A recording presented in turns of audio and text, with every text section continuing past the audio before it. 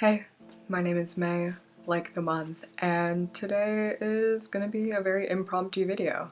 All of my videos are quite impromptu. I just do things that make me happy or do things slash film things that I want to talk about.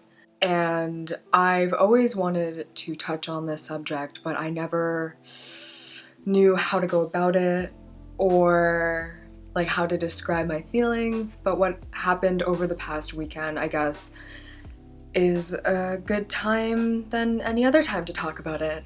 Long story short, I posted a tweet that looks like this. Over the past couple of weeks, I've just been toying with the idea of, okay, my Instagram is kind of split down the middle. There are people that come for me for my face, like my makeup and stuff, and then there are people who probably find me through like tattoo repost pages where they kind of only see me from the neck down. And when I was thinking about it, I was like, oh, it's really interesting how people who come to me for just like my tattoos, like the neck down, they don't know what my face looks like. And I always thought, like, what do they assume my face looks like? Would they assume that I'm bald?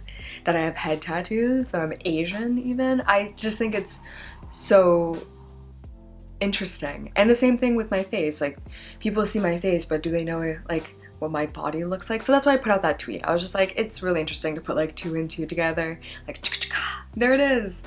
The tweet blew up. I don't go on Twitter enough to know what defines as blowing up, but it got more attention than I expected. As the attention, I guess, started coming in, I didn't really expect for people to be so mean.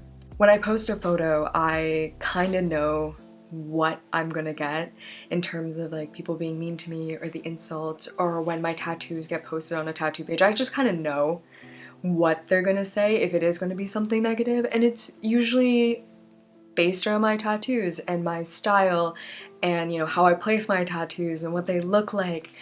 And that's totally fine with me. I've gotten comments of people saying stuff like, oh, she looks like the desk in the back of the classroom or a sticker book. And to me, I'm like, that's fabulous. That's exactly how I want to look like. I openly, with my full chest, describe myself as a fridge with magnets. So people saying these comments, they just don't really hurt me. If anything, it just validates me and my aesthetic. So I was prepared for something like that. I wasn't prepared for the conversation to be around my body, which was a new experience for me, and it hit a little different, I guess, because I wasn't, number one, expecting it. Number two, I've never had an experience where like everyone was talking about my body and the conversation was just like mainly around my chest, which is so bizarre to me. As most of you know, I'm now over 11 months sober, and there has been a lot of changes. I will admit that. I feel personally my biggest change has just been my outlook on life. You know, your girl has a zest for life now, crazy. And my day-to-day has definitely changed, but what obviously has changed to people who don't really know me is my body has changed quite a bit. I will make a video when I hit my 1-year sobriety mark. I just want to make sure I get all my ducks in a line and put out some solid sobriety content, baby. So, fingers crossed. When I was reading through these mean tweets, I was talking to my friends, my family, my support system, and they were like, you should make a video, you know, like the celebrities read mean tweets. And at first glance, I was like, that is a great idea. But the more I think about it, I just realized, I'm like, number one, I'm not that funny. Number two, I'm not that witty off the bat. And number three, all my humor is referential. So this would not work out and it probably wouldn't be funny. And the biggest thing that I realized, I'm like, okay, what kind of energy am I putting out there when people are being mean to me and I'm being mean back to them? I just don't think it's worth my time to like deep dive through these profiles, and I don't think that it would just be the most strategic plan, I guess. People already assume the worst of me when they see me. They have these kind of judgments towards tattoos already that I don't want to feed into that stereotype. And I'm not that as a person. I don't think I'm a mean person at all.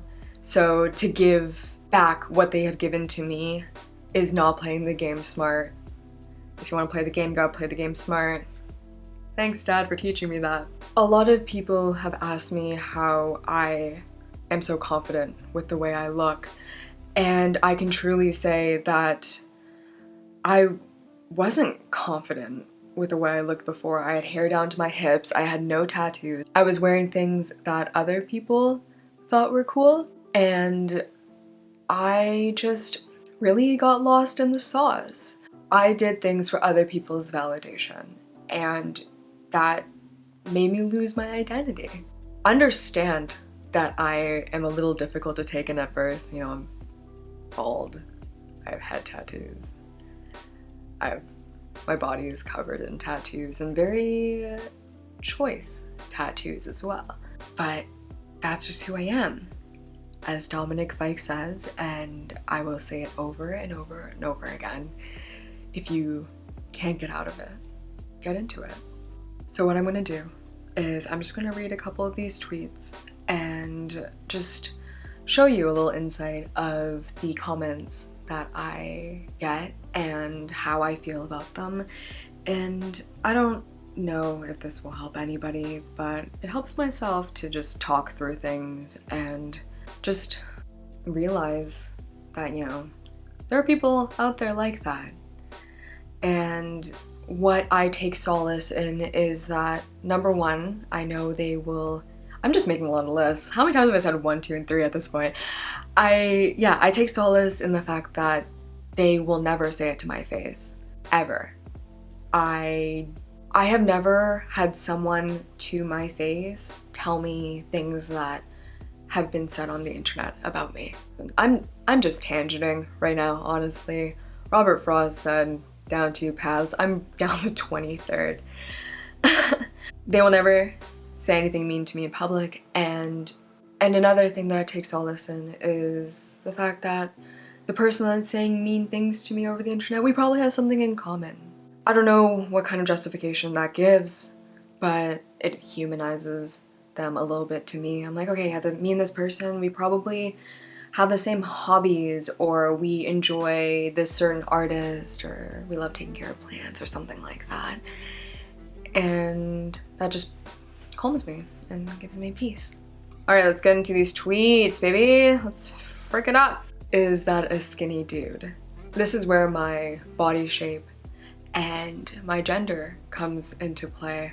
One of the main topics was both of those things, and the fact that people call me transgender or male presenting as an insult angers me. Being transgender or being male presenting is not an insult. It's not offensive to me. And the fact that they are just out there being like, haha, this is gonna be me, that is so backwards thinking.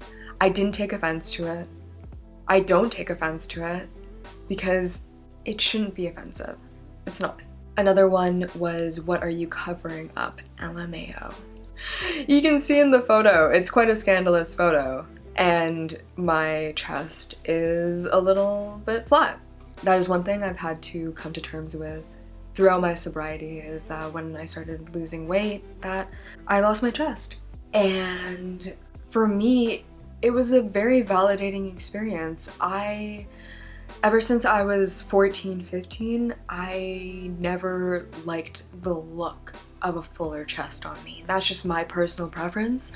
I've never been the type to, you know, wear push-up bras or something with an underwire. I've always been a more like sports bra, training bra, bralette kind of person. I feel pretty with a smaller chest. I always have.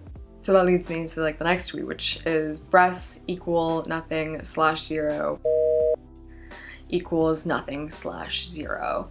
How does a person think that a woman's worth is based on their chest or what's in their pants? You just make it make sense. What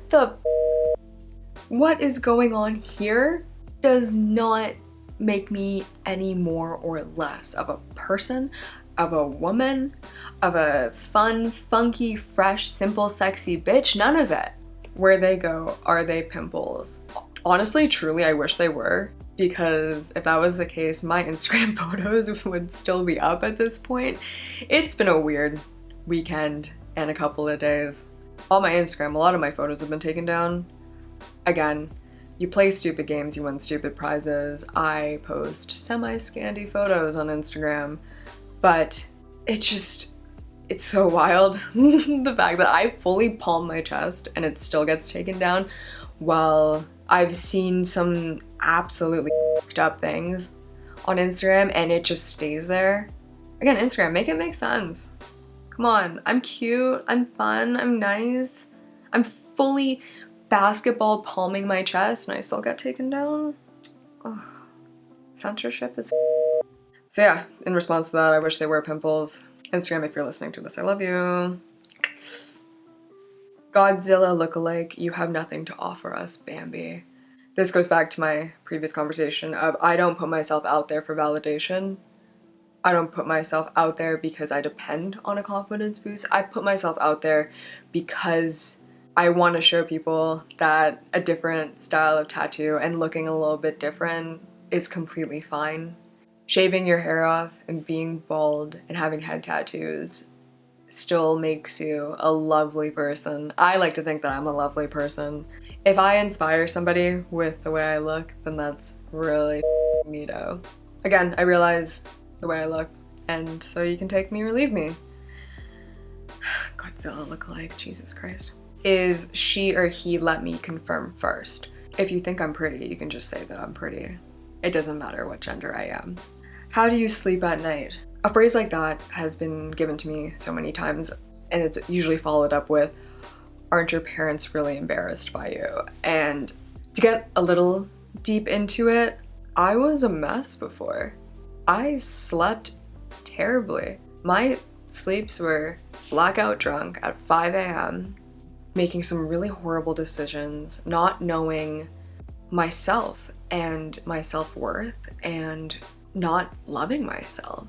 Before I was sober, I was a mess. And it affected not only myself, but it affected my friends and my family. They didn't sleep well at night because of me. But now that I'm sober and I'm happy and I'm making good decisions, I sleep well. And they sleep well too. Mom, Dad, you're not watching this, but hi.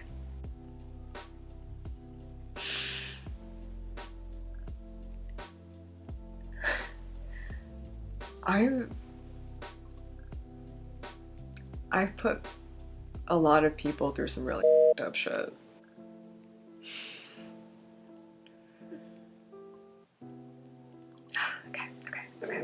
Okay. How do I sleep at night? Sleep great. I sleep with 4 pillows. All of them are very flat and rock solid, just how I like them. And sometimes I wake up with my head off the bed. There, that's how I sleep at night.